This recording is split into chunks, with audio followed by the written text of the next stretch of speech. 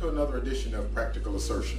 We're so excited that you've chosen to join us once again as we try to offer a very practical perspective on the issues that we are confronted with on a daily basis.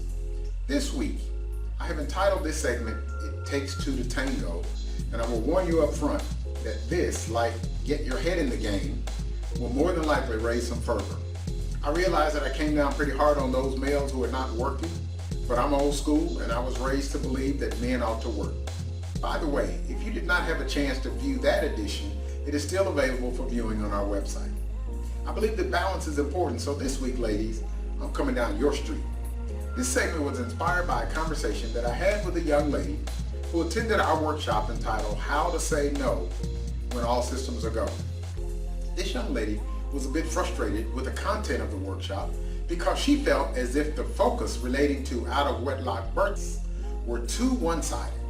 She was in fact offended because in her mind, no responsibility was placed on the men. And so here's what I shared with her, and here's what I'd like for you to consider. In our society today, there's a very troubling trend where sex is too undervalued. Now I realize that my statement is an oxymoron because I'm sure that many of you are saying to yourselves, there is no way that sex is undervalued. Everybody loves sex, you say. So how can it be undervalued? Well, my assertion that sex is undervalued stems from the fact that far too many are cavalierly engaging in sexual activity. Gone are the days when sex was lovemaking between a husband and his wife and vice versa. Those days when sex was a consummation of commitment between a man and a woman in matrimony are a thing of the past. Today, and this was confirmed in our workshop, that sex is what has come to be expected after a date where money was spent either on entertainment or dinner. I don't know about you, but that has shades of another profession that has been around as long as sex has, but we'll leave that for another discussion. Now, I know that many of you viewing this may be wondering or troubled that my references above involve a man and a woman in the sexual act, and you are troubled in light of the recent Supreme Court decision, but I will not debate that issue in this edition because that discussion is outside of the scope of the conversation that I had with the young lady. So back to the conversation.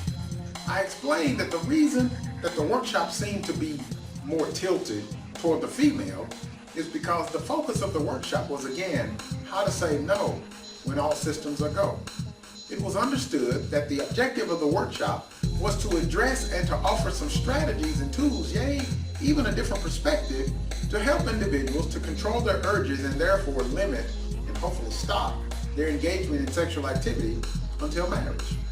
This workshop was commissioned by a singles minister who is in tune with his group and who understands his responsibility to help his group deal with their challenges and their desires.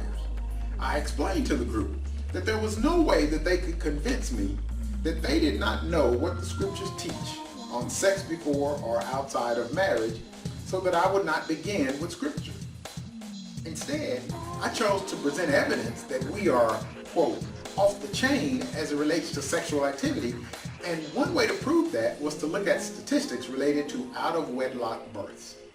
So here is where the rubber meets the road, no pun intended, because you see, it takes two to tango. That's how these babies are made. The evidence, statistics, and testimonies of women all around the country attest to the fact that most of the sperm donors become the invisible man after the sex, and especially after the birth, leaving them to bear the load and responsibility all alone. Many are upset, angry, and hurt as a result. But ladies, come on now, who's to blame, him or you? It takes two to tango. And you were right there with him when things went down. No pun intended. So, who are you really upset with?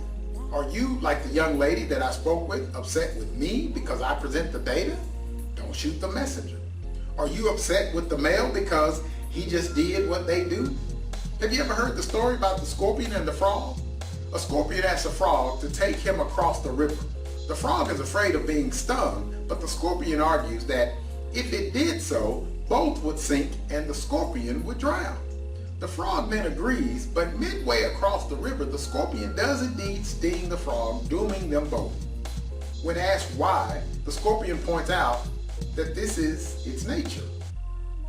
Do you understand what I'm trying to say? Do you understand the point that I'm trying to make? Unless he forcefully took what he wanted, you have to own up to your part in the shenanigans. Please don't misunderstand. I'm not excusing their irresponsibility. And if you think I am, see Happy Father's Day Practical Assertion, which is again on our website. But I think that it is important that everyone owns their part of a very bad situation.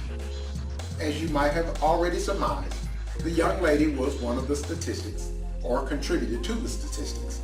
She has a child out of wedlock and is bearing most, if not all, of the load herself. I'm happy to report that after my conversation with her, she understood why the workshop was structured as it was and appreciated even more the direction taken.